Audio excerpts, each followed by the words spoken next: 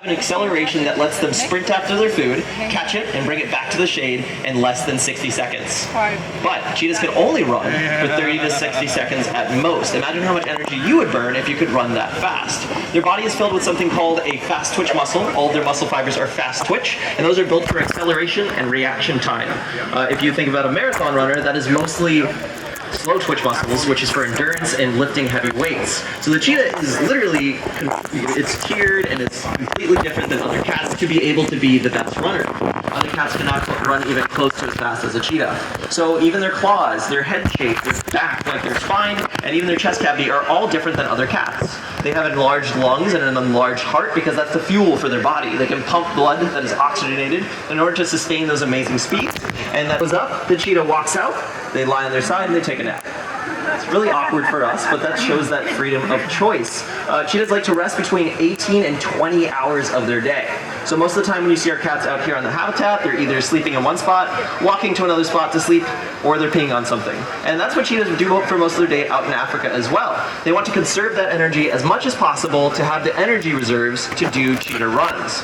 So when we do this cheetah run, after all of our equipment is set up, she's probably going to be real tired. We're just going to hang out with her, and we're going to do a little more of the training session, and then she's going to go back behind the scenes for some well-earned rest and relaxation. Right now you are seeing what the cheetah chases after. Alexis is currently tying a feather lure onto that string right now. Our cheetahs don't chase after food, and they definitely don't chase after live animals, and I'm definitely not running across the habitat with the feathers in my hand. We teach them from a very beginner stance of these feathers are fun. Feathers equals snack. Feathers equals training session, and then feathers equals training run. When we first showed Kiara, the cheetah you're going to meet today, the feather lure itself, she hissed at us and wanted nothing to do with us for the rest of the day. Believe it or not, cheetahs do not chase after birds. It's not easy for them to catch. Most cats are wired to be able to jump really high up and catch birds right out of the air. The cheetah can only jump from about down there to up here, so about 6 or 7 feet. But when they're running in that full sprint, they can clear 23 feet in one stride. Wow. That's the length of a school bus, or from about here to there. So they're meant to jump across the ground. So their body is completely different, and they use all of those adaptations in order to catch their prey, or in this case, that feather lure. The string went all the way through the pulleys and is now looped around a wheel, and that wheel does the work for us. We've got a battery that is connected to the machine, and Alexis is holding a remote in her hand to change the direction of where the feather is going. That car battery makes those feathers go over 80 miles an hour. So we actually run the cheetahs. It's kind of like a live action video game. It's super fun to do. The hard part, though, is matching the speed of the cheetah. We have to read their behavior in the moment and keep the feathers right in front of them at all times. I've done over 1,000 cheetah runs myself. Every single one is completely different. No matter how many times you come to see our cheetah runs here at the park, it will be a different cheetah run. So our goal today is to ask Kiara if she wants to come out here and run for us and see what she shows us. We're looking for top speed. We're looking for her acceleration. We're looking for her body low to the ground. And an easy way for you guys to see that is just watch her tail. The cheetah tail is their sense of balance, and it works like a rudder on a boat. When the tail goes up in the air, she's putting on the brakes to slow down.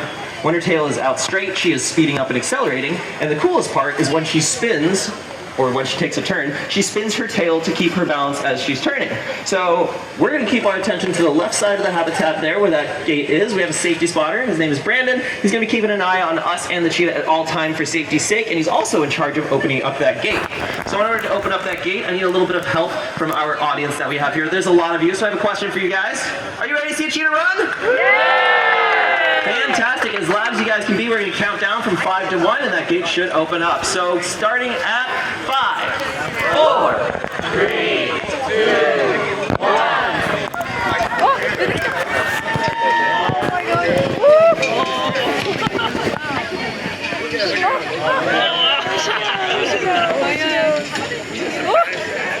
Anything like a feather.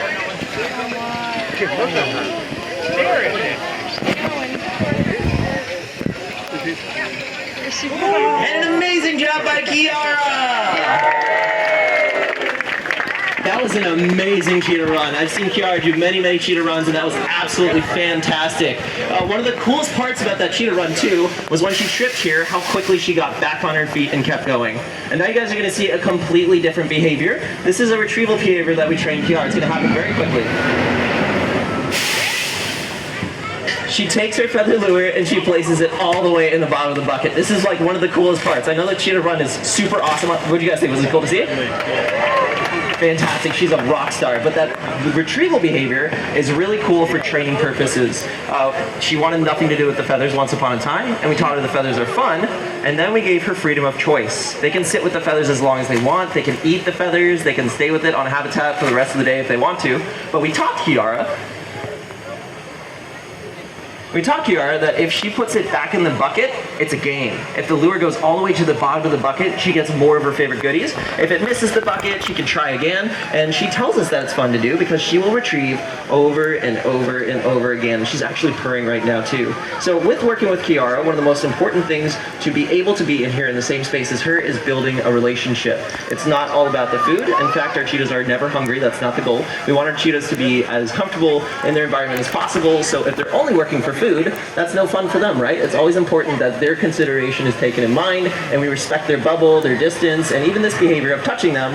I'm not just petting a cheetah. I know it looks like it, and it is really awesome, but it's actually a behavior known as a tactile behavior, or a touch behavior. These are athletes, so as these cheetahs run, it's important to look out for anything like string around their leg, or any sorts of bumps, bruises, or scratches, so we're able to touch them, touch their paws, their tail, all that good stuff, and some of our cheetahs really like it. Some of them, like Kiara, are like, yeah, okay, I'm okay with it as long as I get a snack out of it. But all these different behaviors, like asking her to follow me around, it looks very casual, but it takes a lot of training for these animals to be able to learn what the